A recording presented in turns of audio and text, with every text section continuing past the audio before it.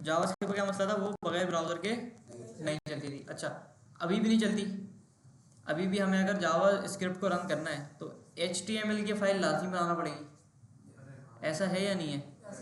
HTML की file हमें लाजमी बनाना पड़ेगी, जब भी हम क्या कर सकते हैं, जावा स्क्रिप्ट को वहाँ पे चला सकते हैं। जी सर, HTML की फाइल पर ही चलाएंगे ना, क्योंकि बटन पर चलाएंगे हम, किसी चीज पर ही चलाएंगे तो HTML की फाइल तो लाजमी नहीं नहीं नहीं नहीं, जावास्क्रिप्ट ऐसे कैसे देखेंगे हम?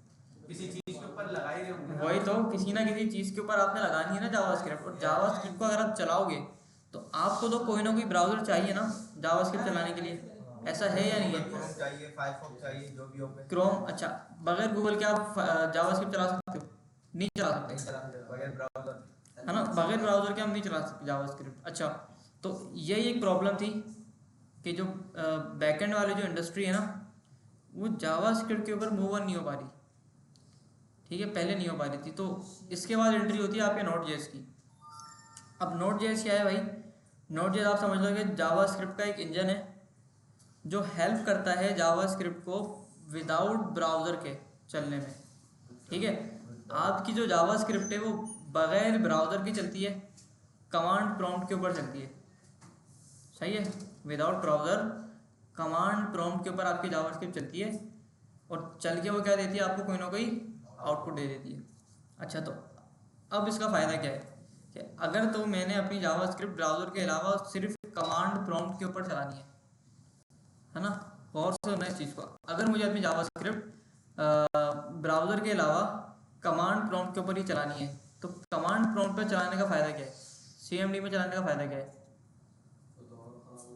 और ख़राब होगा CMD के ऊपर तो चलाना।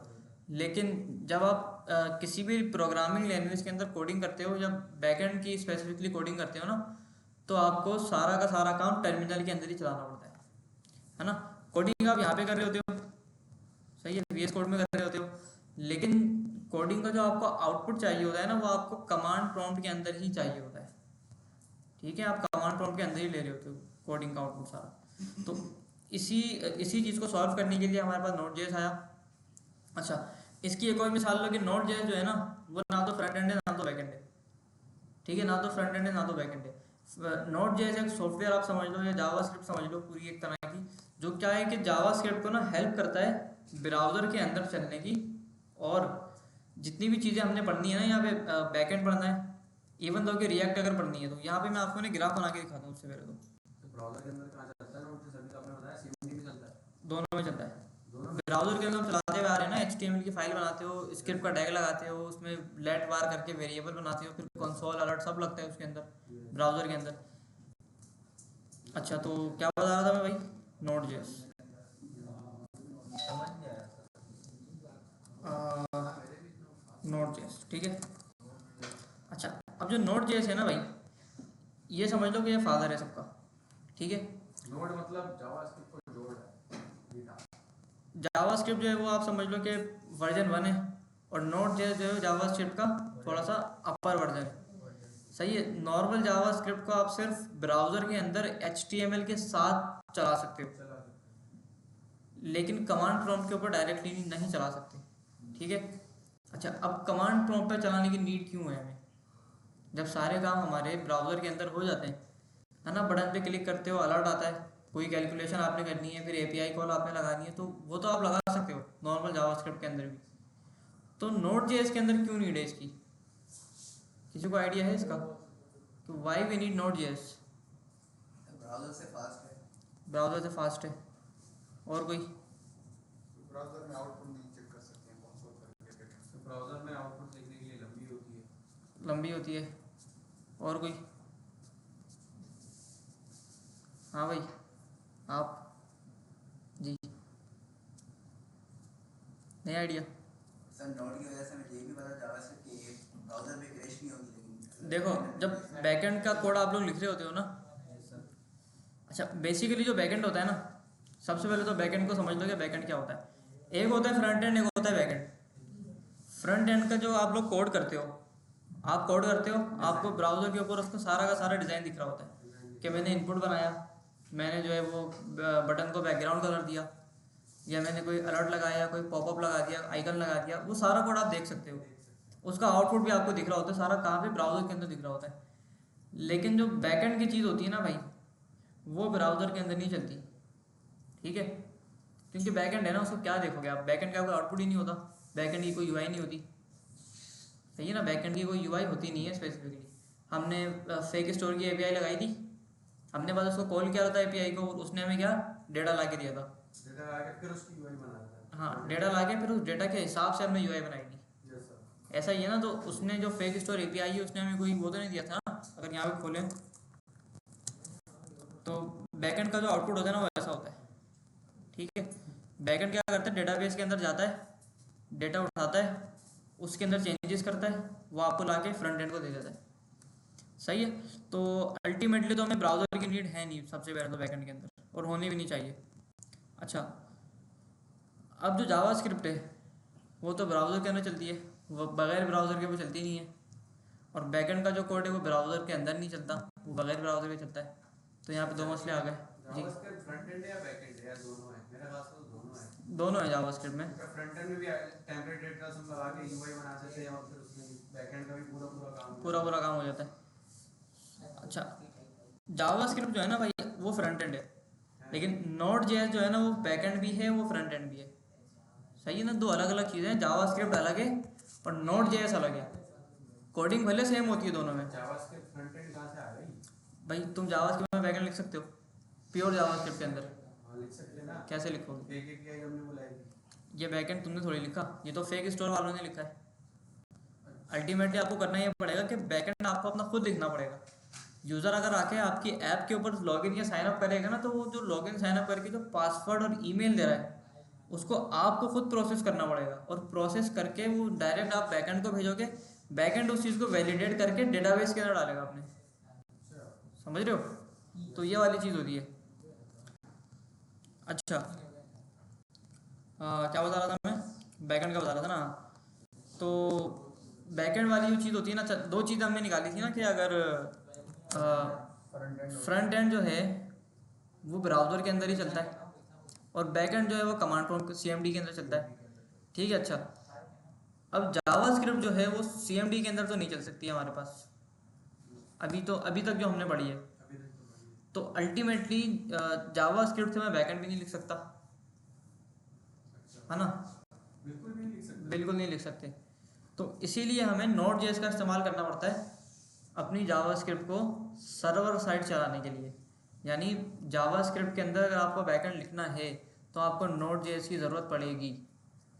समझ आ रही है बात? जावास्क्रिप्ट के अंदर अगर बैकएंड लिखना है तो फिर तो बैकएंड की लैंग्वेज जो है ना जावास्क्रिप्ट। नहीं, देखो तुम बात नहीं समझ रहे।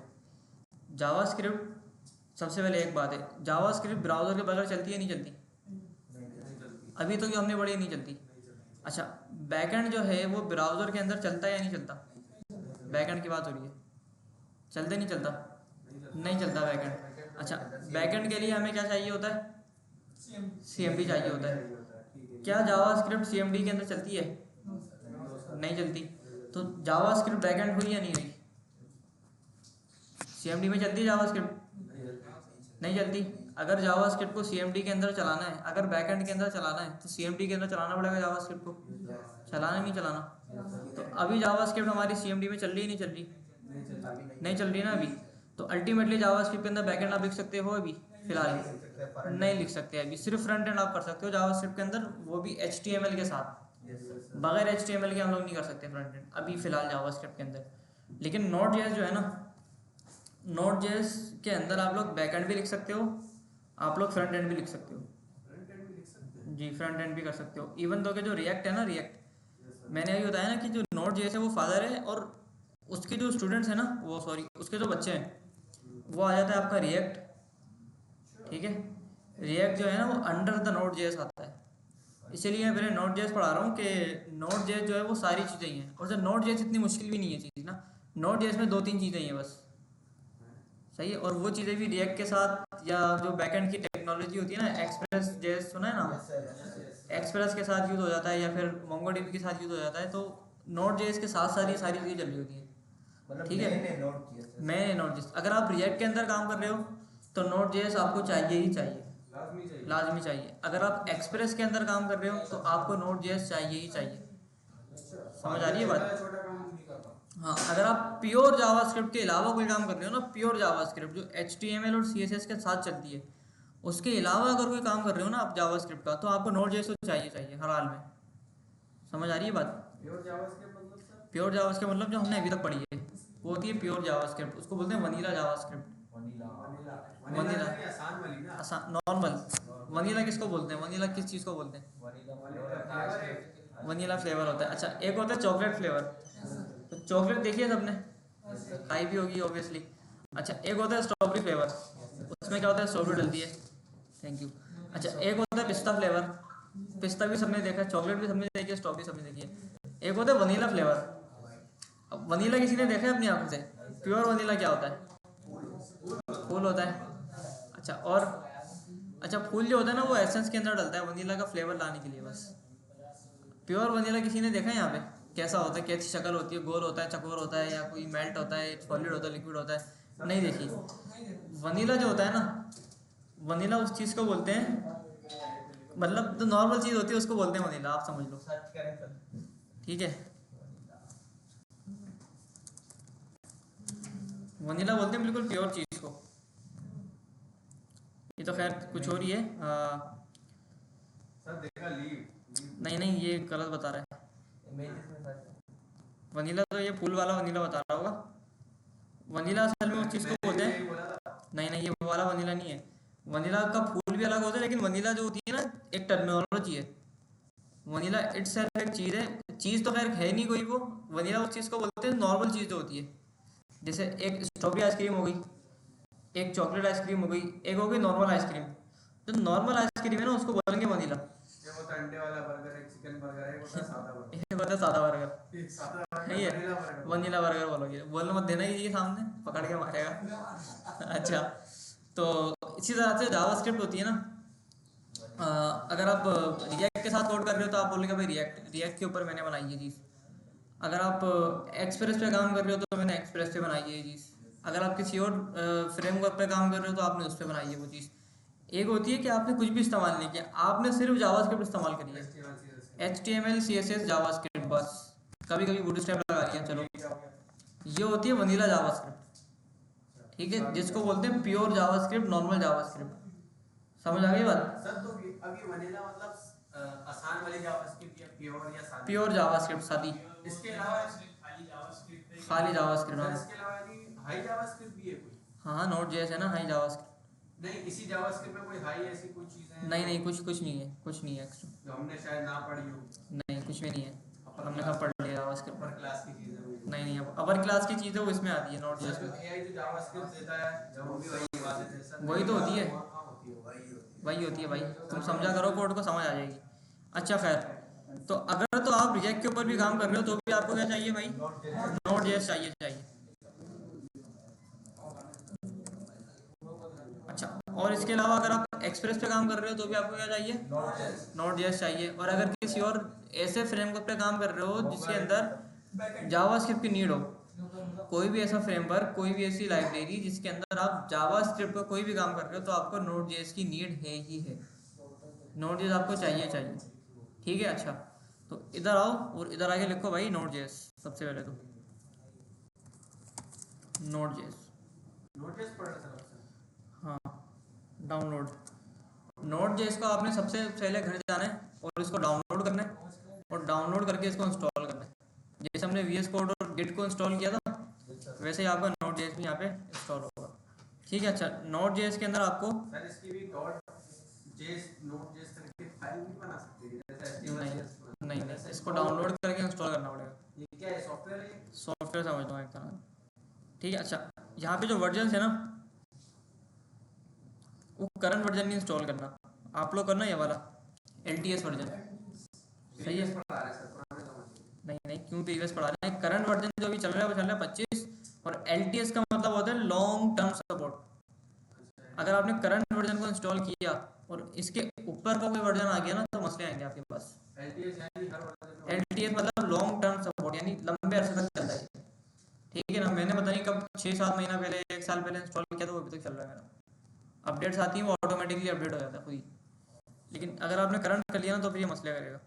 तो आपने कौन सा करना है भाई? LTS वर्जन आपने इंस्टॉल करना है। कौन सा करना है? LTS वर्जन आपने Node.js का इंस्टॉल करना है घर जाके। अच्छा, इसके बाद ना नहीं कोई मसला नहीं होगा। क्या हुआ?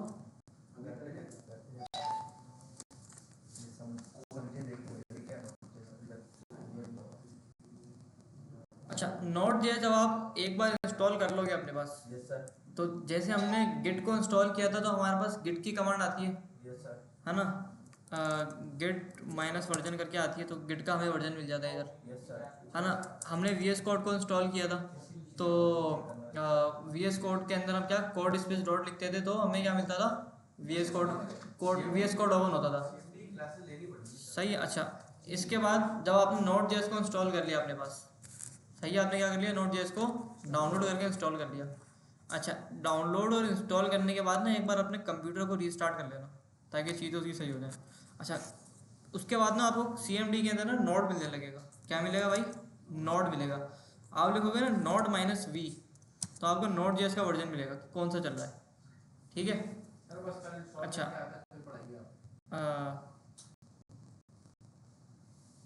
मेरे पास कौन सा वर्जन है भाई, देखा किसी ने? 20। कौन सा है भाई? 20 है। अच्छा, और अभी कौन सा चल रहा है वहाँ पे? 24 या 25 चल रहा था, है ना।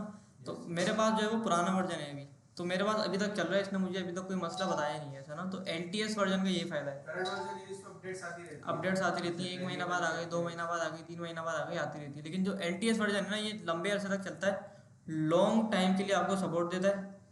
सही, एक बार इंस्टॉल कर लो, साल 1.5 साल आपको चल जाएगा। फिर अगर दोबारा मसला करे तो दोबारा इंस्टॉल कर लो, अनइंस्टॉल करके।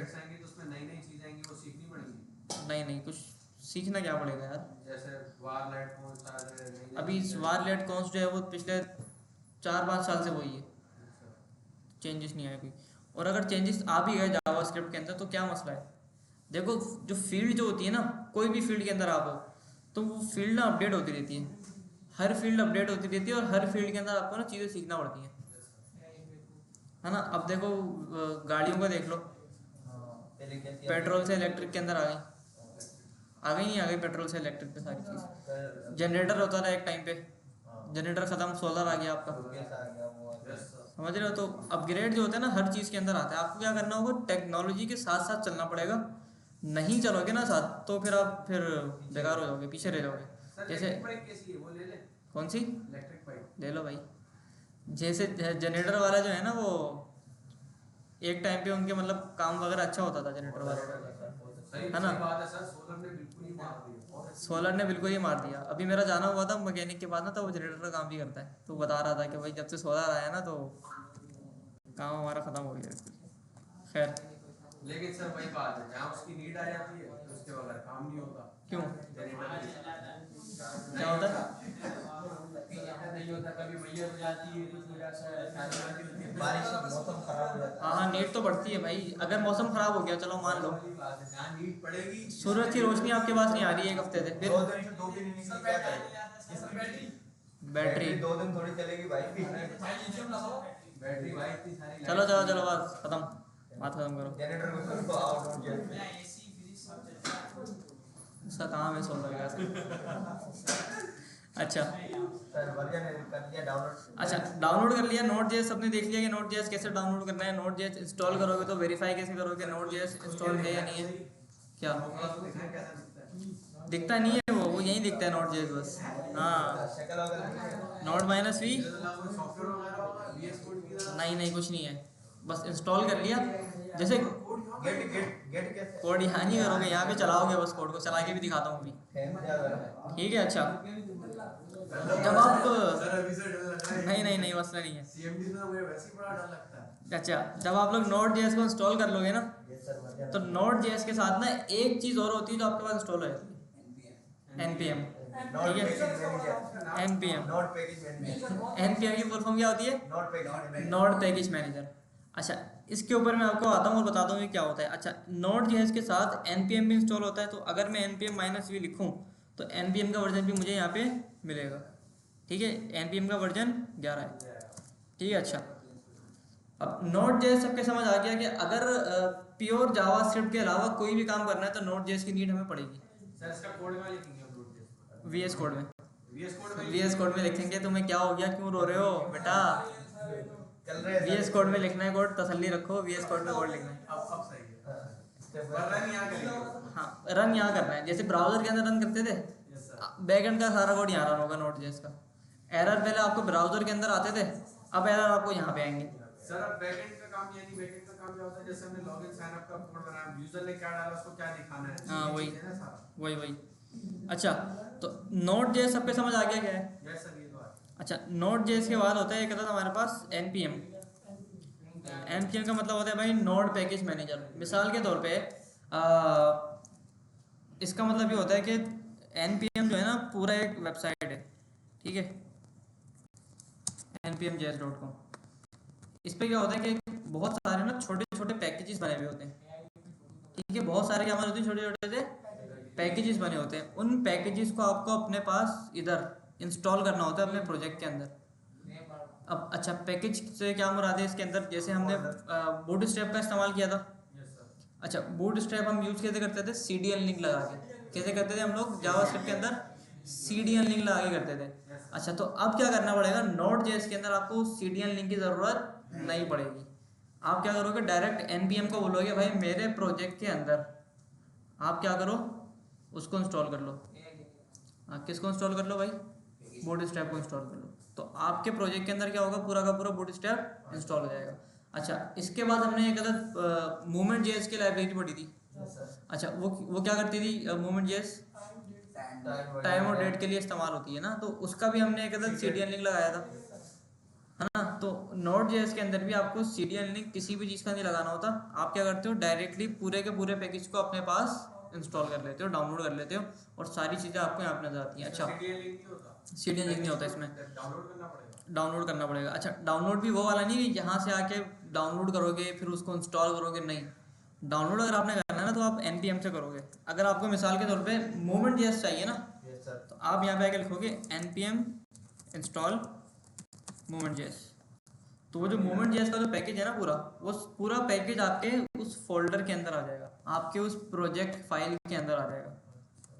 तो जो काम वो CDN लिंक कर रहा था ना, जो काम वो CDN लिंक कर रहा था, वही वाला सारा काम आपका अब npm इंस्टॉल से हो जाएगा। ये सिर्फ एक कमांड लिखने से। ये बस एक कमांड है हमारे पास, ठीक है। अच्छा, इसके अलावा हमने API कॉल के लिए Axios का इस्तेमाल किया था, है ना, Axios का लिंक लगाया था। तो यहाँ पे भी आपको लिंक लगाने की नीड नहीं है, यहाँ पे npm i Axios करोगे, डायरेक्टली आपको क्या होगा, Axios इंस्टॉल हो जाएगा और उसको आप इस्तेमाल कर सकते हो। स्वीटलर आप लोग लगाते थे, उसका CDN लिंक लगता था। नोड जेएस में नीड नहीं है। npm i स्वीट अलर्ट 2 लिखोगे, इंस्टॉल करोगे, इंस्टॉल, आई का मतलब इंस्टॉल। सर करे ना इंस्टॉल, दिखाया तो नहीं। इसके लिए हमें वो चाहिए एक अलग प्रोजेक्ट। तो प्रोजेक्ट हम अगली क्लास में जब बनाएंगे, जब देख लेंगे कैसे यूज़ करना है, अभी सिर्फ ओवर। ठीक है। अच्छा, तो npm और नोड जेएस सबके समझ आ गया। कुल मिला के नोड जेएस के अंदर यही है, सर एमपीएम दोबारा ओवरव्यू बताइएगा क्या था? npm install, npm start, npm uninstall. Total node JS में यही सारी चीज़ें। यानी बस ये चीजों को पकड़ के लाके डाउनलोड कर देना। हाँ, पकड़ के लाएगा और आपके रिएक्ट के प्रोजेक्ट के अंदर डाल देगा, प्रोजेक्ट के अंदर डाल देना। पकड़ के लाएगा आपके एक्सप्रेस के प्रोजेक्ट में डाल ऐसे नहीं देगा। करना जैसे पहले करते थे। हाँ, CDN लिंक की आपको नीड नहीं है अब। अच्छा, और क्या काम है सर इसका? अब थोड़ा सा ना नोड जेएस के अंदर ना एक एडवांस चीज़ है हमारे पास, वो चीज़ थोड़ी सी हम प्रोवाइड करते हैं यहाँ पे आके कि वो क्या है। मिसाल के तौर पे मैं इधर आता हूँ और इधर आके ना एक फोल्डर बनाता हूँ, नीचे जाके कौन सा चल रहा है हमारा, 68 आएगा, 68 dot import export. What is import export, कौन बताएगा? सामान भेजना बाहर और सामान लेना। सामान बेचना और सामान लेना, यानी इंपोर्ट का मतलब होता है कि बाहर से कोई चीज़ इंपोर्ट करना। इंपोर्ट करना। एक्सपोर्ट का मतलब होता है कोई चीज़ अपने कंट्री से बाहर एक्सपोर्ट करना, उसको हिलाना बाहर वाले को सो रहा है। अच्छा, तो इंपोर्ट का मतलब क्या होता है भाई? इंपोर्ट का मतलब लाना और एक्सपोर्ट का मतलब भेजना। अच्छा, इंपोर्ट एक्सपोर्ट ना नोड जेएस में रिएक्ट के अंदर बहुत कॉमन सी चीज़ है, बहुत आम चीज़ है, लेकिन हमने क्लास के अंदर क्योंकि पढ़ी नहीं है तो वो थोड़ा सा पढ़ लेते हैं। अच्छा मिसाल के तौर पे मैं इधर आता हूँ। अच्छा सबसे पहले तो ये देखते हैं कि नोड जेएस का जो कोड है, नोड जेएस का जो भाई क्या है कोड है, वो आपको चलाना कैसे है। सही है, सबसे पहले वो देख लेते हैं। अच्छा सबसे पहले तो आपको इधर क्या खोलना है भाई, अपना सीएमडी खोलना है।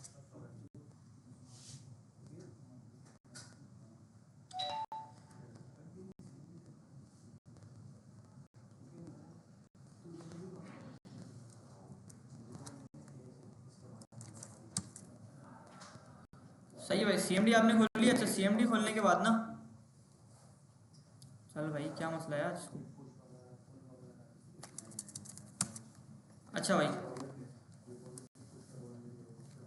सीएमडी खोलने के बाद ना देखो इधर, अब मैंने एक अलग फाइल बनाई है जावास्क्रिप्ट की, यहाँ मैंने कोई एचटीएमएल की फाइल नहीं बनाई। अच्छा यहाँ पे मैं आके बोलता हूँ भाई console dot log hello node JS, ठीक है ना, कोई भी मैंने कोड यहाँ पे लिख दिया।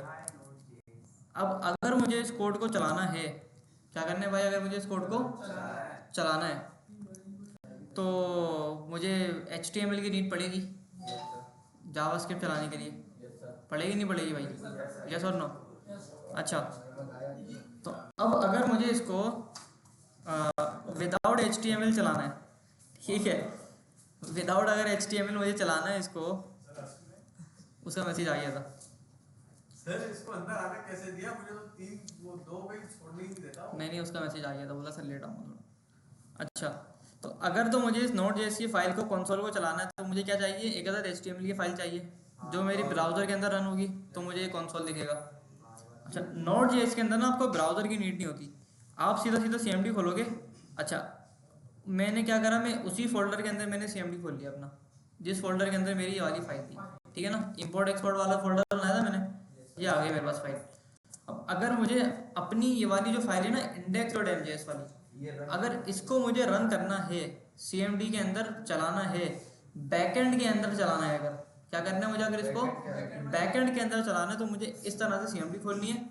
और मुझे यहाँ पे मुझे पता है मैंने नोड जेएस को इंस्टॉल किया हुआ है, किसको इंस्टॉल किया हुआ है भाई, नोड जेएस को इंस्टॉल किया हुआ है। मैं बोलूँगा भाई नोड स्पेस, कौन सी फाइल चलानी है आपको, मैंने बोला index.mjs, कौन सी फाइल, index.mjs जी। अभी हम उस फोल्डर के अंदर है, जिस फोल्डर हाँ में ये फाइल है। हाँ ये देखो ना, ये रहा ना smid ES6 68.import-export, ये फोल्डर का नाम आ गया और ये अंदर टर्मिनल। हाँ नोड स्पेस index.mjs आपने चलाया, एंटर, जैसे एंटर किया यहाँ पे क्या आ गया, हेलो नोड जेएस आ गया। ये फाइल आपकी चली, चलने के बाद इसके अंदर जो कोड हमने किया था वो सारा का सारा कोड एग्जीक्यूट हुआ, और एग्जीक्यूट होने के बाद उसने क्या करा, फाइल को स्टॉप कर दिया, ठीक है। अच्छा ये सब ले आया कि उसका आउटपुट क्या है, आउटपुट क्या आ रहा है। अच्छा अगर मैं यहाँ पे आगे लिखूँ console.log 1+5, तो अगर इसको मैं ब्राउज़र के अंदर चलाऊँ तो इसका आउटपुट क्या आएगा भाई, 6 आएगा।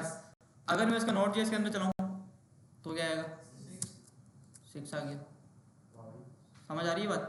तो जो चीज़ वहाँ चल रही थी ना ब्राउज़र के अंदर, वही चीज़ मेरी यहाँ पे भी चल रही है, बस फ़र्क इतना सा था कि वो पहले जावास्क्रिप्ट चल रही थी, ये चल जावास्क्रिप्ट रही है लेकिन नोड जेएस के ऊपर चल रही है। बैकएंड पे चल रही है, सही है। चल रही है वो कंसोल में। बच्चों वाली चीजें कर रहे हैं आज तक। अच्छा और इसके अलावा ये चीज़ हो गई एक। अच्छा अब अगर यहाँ पे मैं आऊँ और यहाँ पर ना मैं कहता हूँ सबसे पहले फाइल बनाता हूँ, ठीक है। अब थोड़ा सा ना इंपोर्ट एक्सपोर्ट पढ़ लेते हैं। इधर मैं आता हूँ और इधर आके बोलता हूँ कि भाई बार बार हमें टर्मिनल खोल के फिर करना पड़ेगा। हाँ बार बार करना पड़ेगा, चलेगा बिल्कुल चलेगा। इसमें ना इसमें भी चलेगा, लेकिन मैं प्रेफर करता हूँ कि आप यहाँ पे चलाओ, क्योंकि देखो यहाँ पे आपके पास सारी फाइल्स खुल गई, यहाँ पे आपके पास टर्मिनल खुल गया इतना बड़ा, ठीक है। और अगर आप वो कोई एआई टूल यूज़ कर रहे हो तो यहाँ पे आ गया। टर्मिनल कहाँ से खुलता है, उसकी शॉर्टकट की है? कौन सा टर्मिनल, 1 मिनट बता दूँ, ठीक है। अब देखो अब नीचे टर्मिनल खुला हुआ है आपका, यहाँ पे आपकी सारी फाइल्स हैं और यहाँ पे आपका सारा का सारा जो एआई टूल आप जो भी चला रहे हो वो यहाँ पे। अब कोड करने के लिए कितनी सी जगह बची है आपकी, सही है ना, तो कंफ्यूज हो जाओगे। तो मैं तो नॉर्मली इस्तेमाल नहीं करता है दोनों चीज़, कभी कभी मैं इसको ही बंद कर देता हूँ, ठीक है। अच्छा तो अब यहाँ पे मैंने क्या करना है भाई, सबसे पहले तो मैंने 2 फाइल्स बना दी, एक index.mjs बना दी और एक फंक्शन डॉट एमजेएस बना दी। अच्छा, अब इधर आकर ना मैं इसके अंदर एक अदद ना फंक्शन बनाने लगा हूँ अपनी कौन सी वाली फाइल में, फंक्शन वाली फाइल के अंदर। ठीक है, अच्छा एक बनाते फंक्शन, बोलता हूँ कॉन्स्ट और कैलकुलेट परसेंटेज। ठीक है, एरो फंक्शन बना दिया। अच्छा, यहाँ पे मुझे कुछ पैरामीटर रिसीव होंगे जैसे कि ऑब्टेन मार्क्स और total marks. Total marks MAR, ठीक है, ऑब्टेन मार्क्स आ गए और टोटल मार्क्स आ गए। अच्छा, अब मैं इधर आके बोलता हूँ कि भाई कंसोल डॉट लॉग। अच्छा, परसेंटेज का फॉर्मूला क्या होता है भाई, divided by total marks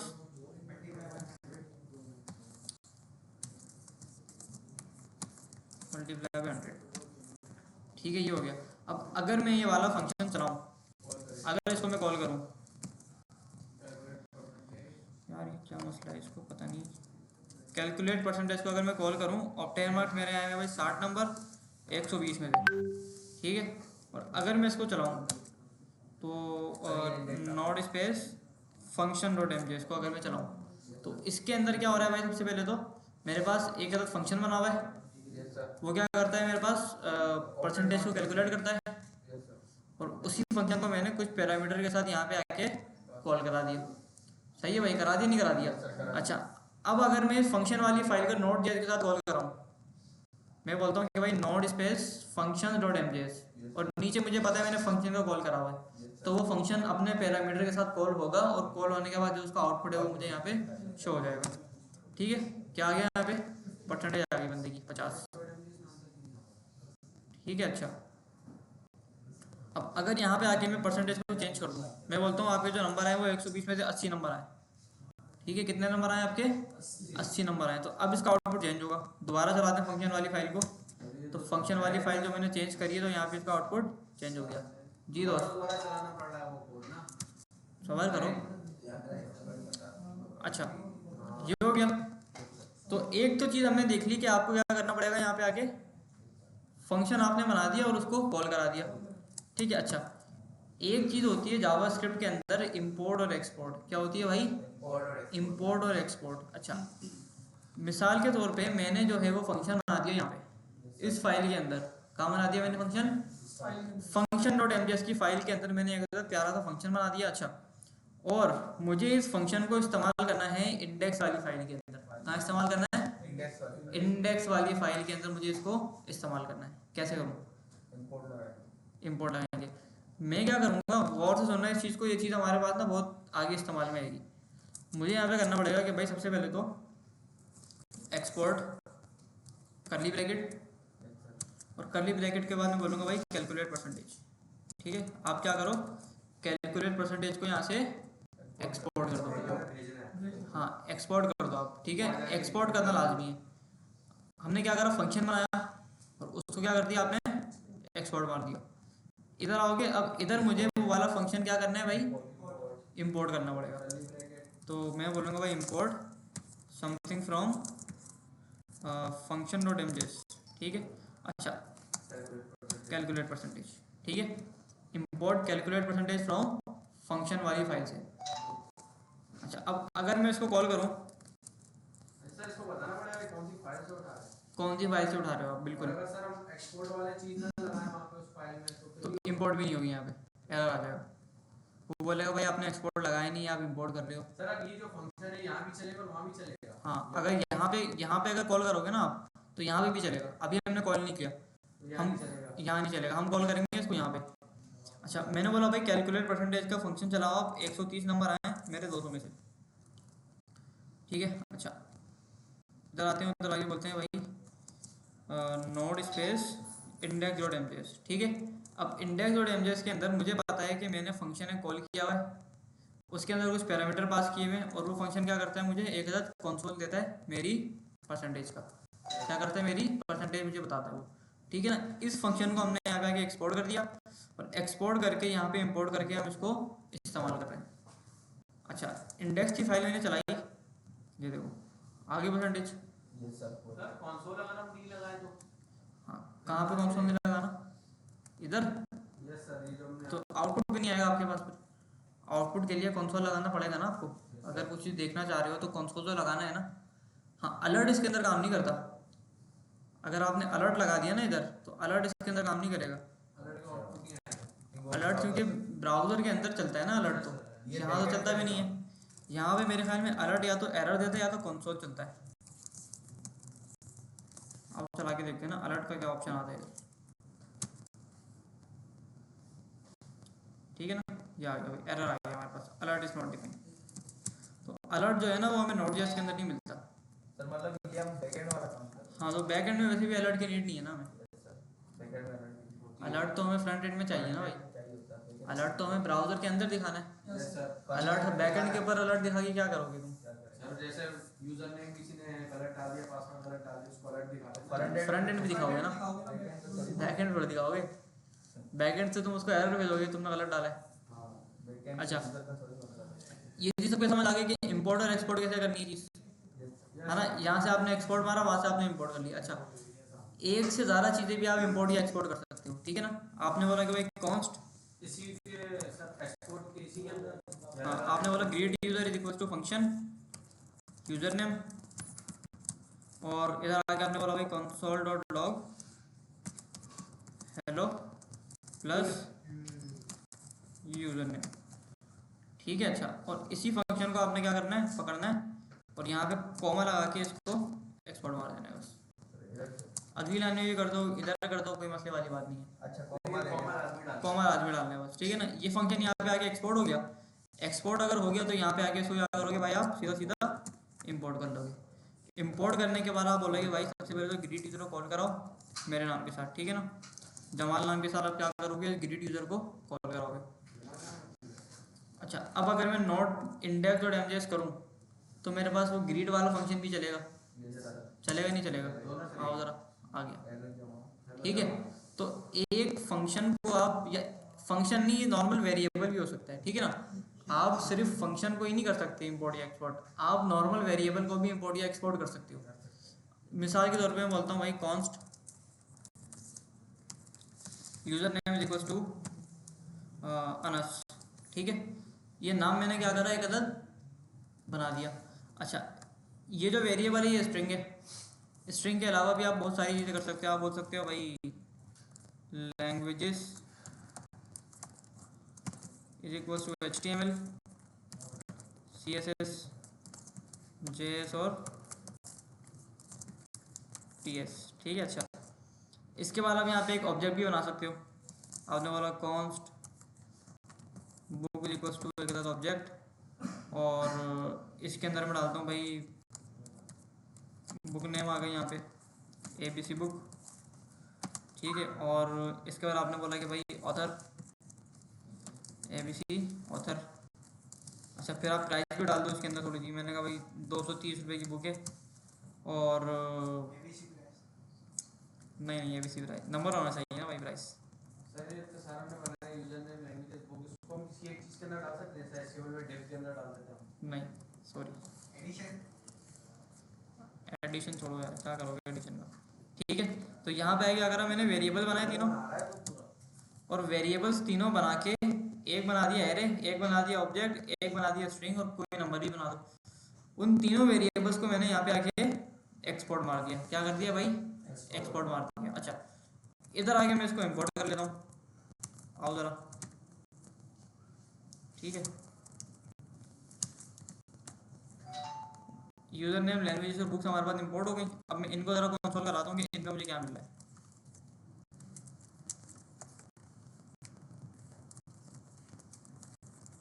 console dot log ये सब दिखाओ, ठीक है। अच्छा, पहले हमने फंक्शन को इंपोर्ट और एक्सपोर्ट करा था, अब हमने क्या करा, नॉर्मल वेरिएबल्स के साथ भी हम क्या कर रहे हैं, इंपोर्ट और एक्सपोर्ट खेल रहे हैं, ठीक है। आओ ज़रा node space index dot MJS, ये देखो आ गया वेरिएबल, एरे आ गया पूरा, ऑब्जेक्ट आ गया पूरा। तो यही वाला फ़ायदा है हमारे पास इंपोर्ट और एक्सपोर्ट का, सही है। अच्छा, एक चीज़ तो ये हो गया हमारे पास कि भाई आपने क्या करा कि बहुत सारी वेरिएबल आपने बना दिए इधर आके, और बनाने के बाद आपने उनको एक्सपोर्ट मारा, एक्सपोर्ट के कीवर्ड के साथ, और एक्सपोर्ट करने के बाद आपने यहाँ पे आके उनको इंपोर्ट किया, और इंपोर्ट करके आपने उनको सबको इस्तेमाल कर लिया अपने पास। अच्छा भाई, अब ना इसके अंदर ना एक चीज़ और होती है। एक चीज़ क्या होती है कि आप ये चाह रहे हो कि भाई मैं क्या करूँ, मैं यहाँ पे एक्सपोर्ट ना करूँ इसको, ठीक है, मैं क्या करूँ इसको यहाँ पे एक्सपोर्ट ना करूँ। मैं ये चाहता हूँ कि मैं ना इसको एक्सपोर्ट जब करूँ जब वेरिएबल बने मेरा। क्या बने मेरा भाई? वेरिएबल बने। तो इसको उड़ाओ यहाँ से, और इधर आके ना सीधा सीधा जब वेरिएबल बना रही हो ना उसको यहीं पे आके एक्सपोर्ट मार दो, ठीक है ना। एक्सपोर्ट, ये भी एक्सपोर्ट, और ये तीनों भी यहाँ से आके एक्सपोर्ट होगा, ठीक है। तो बनने के साथ साथ ही देखो यहाँ पे हमारा फंक्शन बन गया ये, यस सर। ठीक है। इसको हमने एक्सपोर्ट यहाँ पे आगे किया था, नीचे आके करा था ना एक्सपोर्ट में, सारे नाम सारे नाम डाल दिए जिसको एक्सपोर्ट करना है, यस सर। ठीक है। इसके अलावा आप ऐसा भी कर सकते हो कि जब आपने वेरिएबल जहाँ पे बनाया है वहाँ पे आप एक्सपोर्ट को कीवर्ड लगा दो, तो आपका जो वेरिएबल है वो हाथ के हाथ क्या हो जाएगा, आपका एक्सपोर्ट हो जाएगा, ठीक है। अच्छा, दोनों जगह में सुबह 9 से रात 11 बजे तक कंसेंट चालू होती है, और कराची में 10 आईटी सेंटर थे, उसमें से एक इधर है। ये हमारे एजुकेशन है, समाइटिंग लिंक्ड प्रशासन सब। Continue sir. अच्छा, तो अल्टीमेटली क्या हो रहा है कि यहाँ पे जो आप लोग एक्सपोर्ट कर रहे थे ना चीज़ को, यहाँ पे जो आप क्या कर रहे थे भाई, चीज़ों को एक्सपोर्ट कर रहे थे, यहाँ की बजाय आप डायरेक्टली भी क्या कर सकते हो, यहाँ से भी आप डायरेक्टली उसको एक्सपोर्ट कर सकते हो। समझ आ रही है चीज़? ये अच्छा, अच्छा था सर। सर बस आपने फंक्शन बनाया और उसके पीछे लिख देना एक्सपोर्ट, उसके पीछे एक्सपोर्ट लिख दिया, ऑटोमेटिकली चला जाएगा। ऑटोमेटिकली चला जाएगा। इंपोर्ट में नाम से ऐड कर लेना। इंपोर्ट से नाम से ऐड कर लेना, इंपोर्ट वैसे ही होगा, सही है। अच्छा, अब इसके अंदर भी एक चीज़ है, इसके अंदर भी एक चीज़ है भाई। अच्छा, मिसाल के तौर पे फॉर एग्जांपल आपने क्या करा कि इधर आके ना, अब कैलकुलेट परसेंटेज का जो फॉर्मूला मैंने यहाँ पे आके इंपोर्ट किया है, क्या किया भाई, यहाँ पे आके इंपोर्ट किया है। अब मिसाल के तौर पे कोई सवाल? अब मिसाल के तौर पे मेरे पास ना 2 फाइल्स थी, सिनेरियो सोचना क्या है, मेरे पास कितनी फाइल्स थी भाई? 2 फाइल्स थी। यहाँ पे आके बना के लेते हैं, यहाँ पे आके गलत फाइल इसको कॉपी करते हैं और यहाँ पे आके इसकी कॉपी बनाते हैं, और इसको मैं बोलता हूँ कि भाई 1 minute, other functions dot MJS, ठीक है। अच्छा, और अब यहाँ पे आके मैंने क्या किया, मैंने इधर आके ना एक फंक्शन बना दिया जिसको बनाते के साथ ही मैंने क्या करा भाई, एक्सपोर्ट करा, ठीक है। अच्छा, अब जरा सिनेरियो मेरे पास सोचो, मेरे पास ना 3 फाइल्स हैं। कितनी फाइल्स हैं भाई? 3 फाइल्स हैं। पहली है फंक्शंस की फाइल, उसके अंदर मैंने कुछ फंक्शन बनाए हुए हैं, कुछ वेरिएबल बनाए हुए हैं, सब कुछ बनाया हुआ है। अच्छा, उनके अंदर ही ना एक फंक्शन है जिसका नाम है कैलकुलेट परसेंटेज। क्या नाम है उसका? कैलकुलेट परसेंटेज नाम है। अच्छा, एक और मैंने फाइल बनाई है, उसका नाम है अदर फंक्शन डॉट एमजेएस। क्या नाम है उसका? Other function dot MJS. और उसके अंदर भी मैंने क्या बनाया है, एक अदर कैलकुलेट परसेंटेज का फर्स्ट फंक्शन बना दिया, और उसको भी मैंने क्या करा है, एक्सपोर्ट किया है। तो इसका नाम और इसका जो नाम है सेम हो गया, लेकिन जो मैंने यहाँ पे इंपोर्ट मारा है ना, मैंने एक ही को इंपोर्ट मारा है, फंक्शन वाले को, है ना। तो अल्टीमेटली क्या होगी, फंक्शन वाले को इंपोर्ट मारा तो वहीं से उठ के आएगा वो। लेकिन अब यहाँ पे सिनेरियो है, यहाँ पे एक और चीज़ सोचो, मैंने बोला भाई import calculate percentage from other function, from other function dot MJS आ गया। अब यहाँ पे ना मसला होगा, अब यहाँ पे ना जावास्क्रिप्ट हो जाएगा कंफ्यूज, वो बोलेगा भाई यहाँ से उठाऊँ या यहाँ से उठाऊँ, क्यों भाई? वो उठाएगा दोनों। बात तो दे दिया ना आपने, वहाँ फंक्शन का दे दिया, बस अच्छा, तुमने बात दे दिया, तुमने यहाँ पे आके इसको कॉल किया, तुमने यहाँ पे आके क्या करा, इसको कॉल किया। अब वो बोलेगा भाई पहला वाला कॉल करूँ दूसरा वाला कॉल करूँ, अब यहाँ पे मसला है ना। तो इस मसले को हल करने के लिए एक इंपोर्ट एक्सपोर्ट के अंदर नोट जैसे हमें एक चीज़ देता है कि आप इधर आओ, और ये जो फंक्शन आपने कॉल किया ना, सबसे पहले तो इसको चेंज कर दें हम ना, इधर आके। हो सकता है मुझे नाम चेंज नहीं करना, मैं बोलता हूँ कंसोल डॉट लॉग और फंक्शन डॉट एमजेएस वाली फाइल है आपकी, ठीक है। और मैं क्या करता हूँ, मैं अदर फंक्शन के अंदर आता हूँ, पर यहाँ पर भी ना एक अदर कंसोल लगाता हूँ, ताकि मेरे पास ना दोनों फंक्शन बिल्कुल अलग अलग हो जाए, ठीक है ना। अदर फंक्शन वाला ये हो गया और फंक्शन वाला जो फंक्शन है वो ये हो गया। अब इधर आके जब मैं इसको कॉल करूँगा तो ये कौन सा वाला चलाएगा, फंक्शन वाला चलाएगा या अदर फंक्शन वाला चलाएगा? आओ चला के देखते हैं। एरर आ गया, ठीक है। ये बोल रहा है कि भाई calculate percentage has already been declared, कि आपने क्या करा हुआ है कि इसको पहले से ही आपने इंपोर्ट किया हुआ है और आप नीचे क्या कर रहे हो, इसको दोबारा से इंपोर्ट कर रहे हो, यानी एक ही नाम से आप दो बंदे बुला रहे हो। मतलब ये है कि कैलकुलेट परसेंटेज का जो आपने फंक्शन है ये बनाया हुआ है और आपने क्या करा हुआ है, इसको दो बार आपने इंपोर्ट किया हुआ है, एक इधर और एक इधर। तो ये मसला है इसके लिए, क्योंकि नाम इसका क्या हो रहा है, बिल्कुल सेम हो रहा है।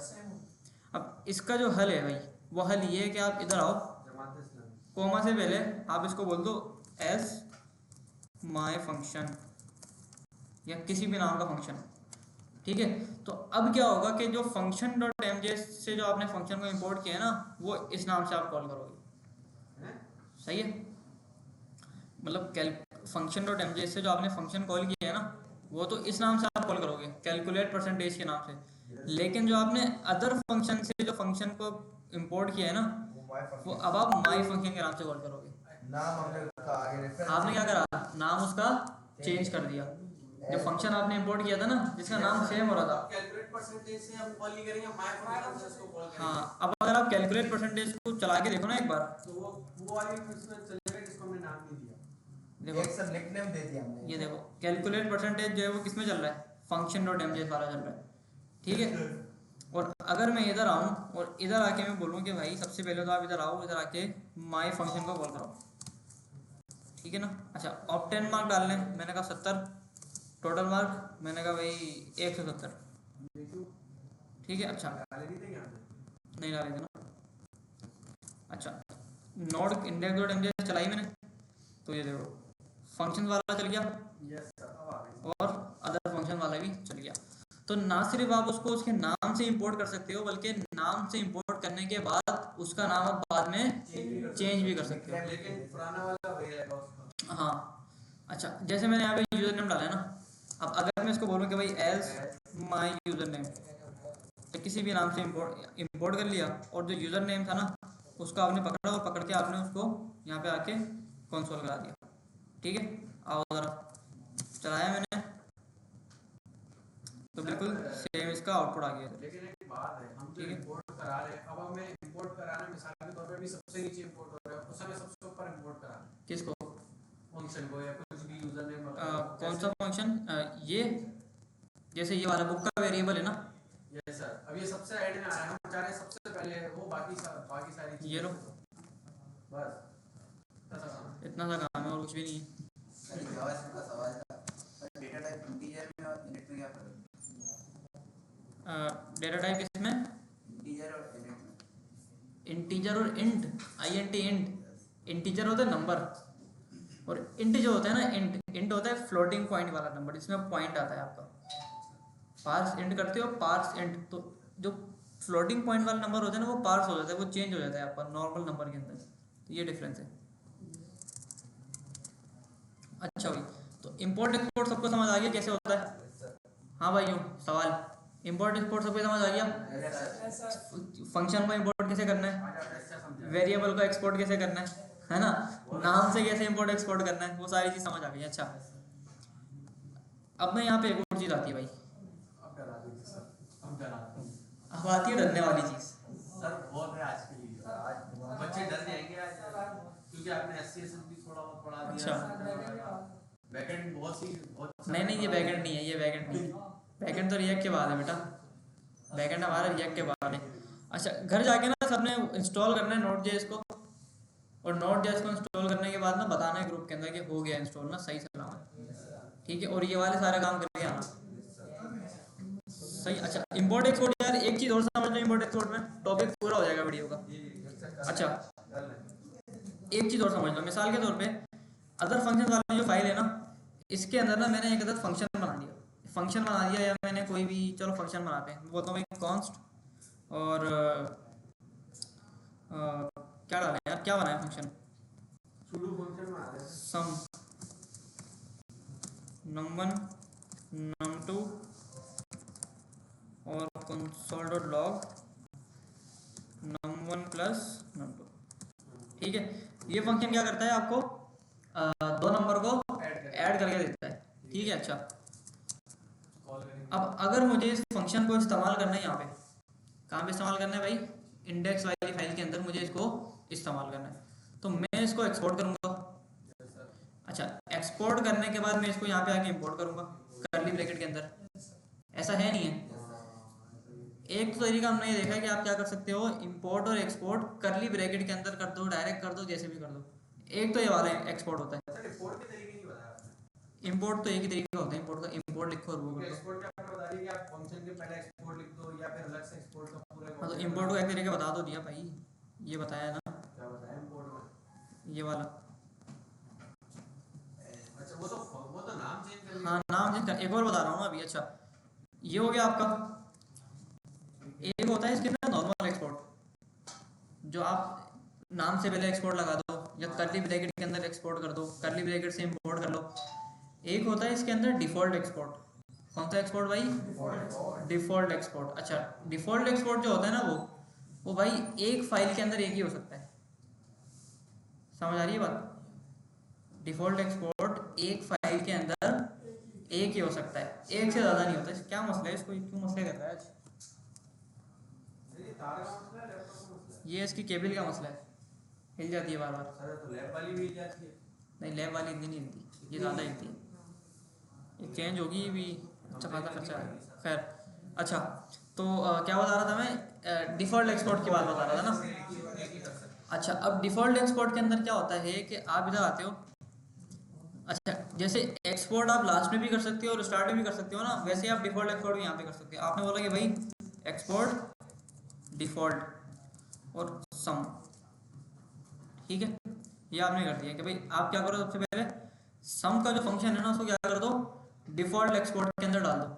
अच्छा, डिफ़ॉल्ट एक्सपोर्ट जो होता है वो एक फाइल में एक ही हो सकता है, ठीक है, एक हमने कर दिया। अच्छा, अब इसका फ़ायदा क्या है?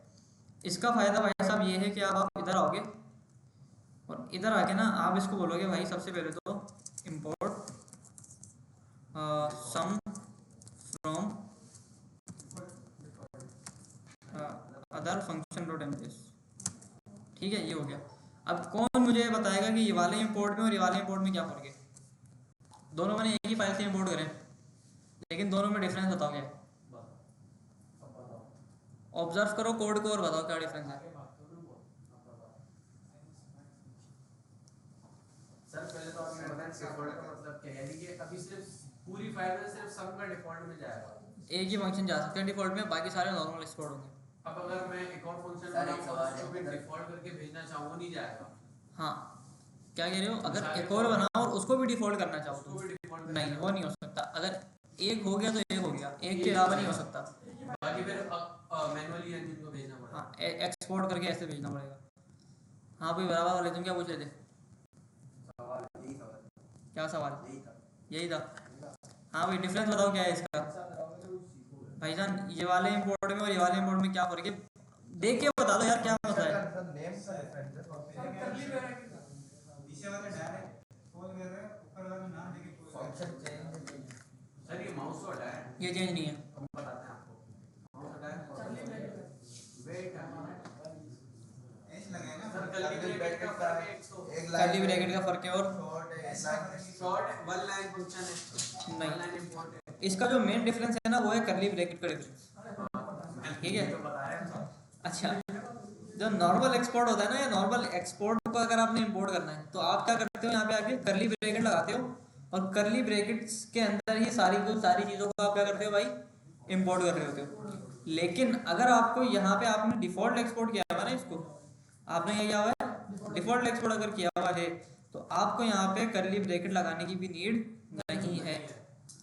इवन दो के अगर आपने डिफॉल्ट एक्सपोर्ट करा हुआ है तो आप यहाँ पे लाजमी नहीं है कि वही नाम लिखो, आप किसी और नाम से भी उसको इंपोर्ट कर सकते हो, ठीक है ना। डिफॉल्ट होगा या ये ऐड फंक्शन, ऐड फंक्शन, अब वो सम वाला ही ऐड हो, सम वाला ही फंक्शन आएगा लेकिन एक अलग नाम से। मैंने सर उसको चलाया। ठीक है, आओ जरा सर आगे देखते हैं। मैंने बोला भाई console.log सॉरी, ऐड का फंक्शन आप चला दो। मैंने बोला 13 और 12, ठीक है। अच्छा 13 और 12 कितने होते हैं भाई? 25। आओ जरा देखते हैं चलते हैं, नहीं चलता, सो गया मुझे पता है भाई, चल गया, ये आ गया, ठीक है। तो हमने क्या करा कि डिफ़ॉल्ट एक्सपोर्ट मारा किसी और फाइल से, और उसको किसी और नाम से हमने अपनी दूसरी फाइल के अंदर बगैर कर्ली ब्रैकेट के इंपोर्ट कर लिया।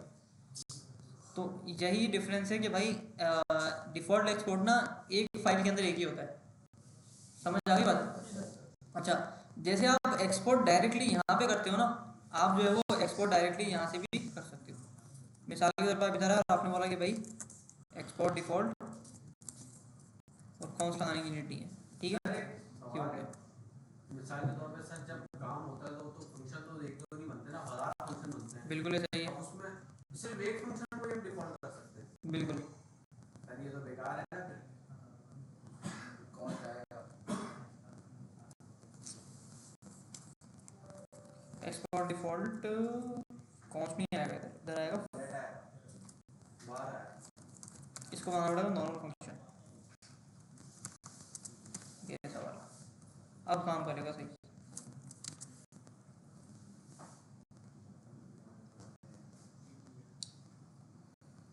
हाँ अच्छा, ये पुराना कोड में चला रहा है भाई, चलो खैर। तो एक तो हमने देख लिया भाई, एक डिफ़ॉल्ट एक्सपोर्ट होता है, नॉर्मल एक्सपोर्ट होता है। डिफ़ॉल्ट का क्या बताऊँ? डिफॉल्ट का क्या फायदा है और क्या डिफ़ॉल्ट का बस फ़ायदा यही है कि आपको ना, फायदा होता है सर? डिफ़ॉल्ट का फ़ायदा यही है कि आप किसी और नाम से उसको दूसरी फाइल के अंदर इंपोर्ट कर सकते हो बस। किसी भी नाम से। हाँ, लेकिन जो प्रेफर जो मैं पर्सनली करता हूँ ना, वो नॉर्मल एक्सपोर्ट ही करता हूँ। हाँ सर पूरे डिफॉल्ट बेकार है। सही है भाई। अच्छा डिफ़ॉल्ट पढ़ाने का मकसद ये है कि रिएक्ट के अंदर ना ज़्यादातर डिफ़ॉल्ट वाला ही इस्तेमाल होता है, ठीक है। अच्छा इंपोर्ट एक्सपोर्ट जो है ना, ये रिएक्ट से पहले मैंने इसलिए पढ़ा दिया कि मुझे रिएक्ट के अंदर इंपोर्ट एक्सपोर्ट ही हो रहा होता है सारा, पहली लाइन से इंपोर्ट एक्सपोर्ट होता है। फंक्शन बनता है, इंपोर्ट एक्सपोर्ट, फंक्शन बनता है, इंपोर्ट एक्सपोर्ट, सारा काम वहाँ पे यही हो रहा होता है, ठीक है। हाँ अच्छा, ये वाली चीज़ होगी अपनी, एक अदद इंपोर्ट एक्सपोर्ट हमने आज की क्लास में अपना कंप्लीट कर लिया। ये एरर ही गुजर है मुझे, सर एक ही बार में पूरे कोड को इंपोर्ट नहीं कर सकते, एक ही बार में पूरे कोड को क्या इंपोर्ट कर दे, मतलब कोड को क्यों एक्सपोर्ट करना है? मतलब जितने भी वेरिएबल फंक्शन है ना, एक ही बार में। नहीं एक एक करके सबको करना पड़ेगा, एक एक करके करोगे आप सबको। इधर आओगे, जैसे आपने ये 4-5 वेरिएबल बनाए हो ना इधर आके, तो यहाँ पे कर लो, या तो एक साथ, या तो सबके नाम से पहले एक्सपोर्ट लगा दो, क्योंकि हो सकता है कि आपको कुछ को एक्सपोर्ट करना हो, कुछ को नहीं करना हो, है ना, तो ये वाला मसला भी होता है, ठीक है। अच्छा इंपोर्ट और एक्सपोर्ट के अंदर अगर किसी और का कोई सवाल है तो पूछ लो, क्लियर है सबको? अच्छा घर से ना Node.js इंस्टॉल करना है, इंपोर्ट एक्सपोर्ट वाला काम जो है घर से सीख के आना, पढ़ के आना, ठीक है। ये कोड कुछ कर दीजिएगा, थोड़ा देख लेंगे। अगली क्लास में हमारी रिएक्ट स्टार्ट होगी, रिएक्ट का बेसिक ओवरव्यू हर एक बंदा अगली क्लास में करके आएगा। सर ये सिर्फ ये इंपोर्ट तो सर अभी तो आप बहुत पढ़ा रहे थे। Node.js होगा, सर अभी ये सिर्फ Node.js यही है, एक मिनट, Node.js यही है कि npm और नोड, बस यही है नोड Node.js यही है भाई, npm और नोड बस। हाँ इंपोर्ट एक्सपोर्ट यही है। रिएक्ट जो होती है, बताया तो है, रिएक्ट जो है ना करेंगे पूरा बैकएंड बनाएंगे। भाईजान, बैकएंड ना नोड के ऊपर नहीं लिखते आप, नोड के ऊपर आप सिर्फ सर्वर बनाते हो। बैकएंड जो लिखते हो ना, प्रॉपर एपीआई जो बनाते हो, वो एक्सप्रेस के ऊपर बनाते हो, अच्छा ठीक है। अच्छा एक्सप्रेस जो चलता है ना, वो on the top of Node.js चलता है। मैंने बताया था Node.js फादर है सबका, एक्सप्रेस जो होते हैं वो नोड के अंडर आता है, यानी एक तरीके का ब्राउज़र है, ये सारे कोड को चलाने का काम सारे कोड को चलाने का काम ये करता है। क्या एक्सप्रेस भी बढ़ाएंगे, बिल्कुल, नेस्ट भी बढ़ाएंगे, नेक्स्ट.js भी बढ़ाएंगे, रिएक्ट नेटिव भी बढ़ाएंगे, MongoDB बढ़ाएंगे, MySQL भी बढ़ाएंगे, ठीक है ना, और बोलो मिलते हैं।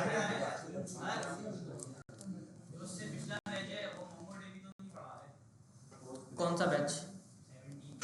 17 की MongoDB हुई थोड़ी है भाई, 17 की तो रिएक्ट कंप्लीट हुई है अभी, उनका बैकएंड स्टार्ट होगा अभी। 17 का ना, 16 का क्या नहीं हुआ? किसने बोला नहीं पढ़ाई? कज़न पढ़ता है मोंगोडी में, नहीं पढ़ाई हमको। हम पढ़ेंगे हम तो पढ़ेंगे भाई। क्योंकि हमारी 16 का भी जो हैकाथॉन हुआ था वो 16 का भी हुआ था ना फाइनल। सर अब तो गेम बनाना भी सीखेंगे, ऐप बनाना भी सीखेंगे। हाँ बिल्कुल, हम तो सब सीखेंगे भाई, हमारी क्लास और हम सिखाएंगे आपको। हमारे पास सर आज है अगर साथ रहे तो इंशाल्लाह। इंशाल्लाह। साथ जिंदगी भर का। आप सर हमें नहीं छोड़िएगा। अगर साथ रहे तो पढ़ा देंगे, अगर अल्लाह ना करे बेच मर्ज हो गया तो मैं कुछ नहीं कर सकता इसमें। फिर शुभ शुभ बोले सर। शुभ शुभ बोले जी, क्या कह रहे हो? डोकर, डोकर है यार, एक चीज़ है डोकर, वो भी पहले ये समझ लो।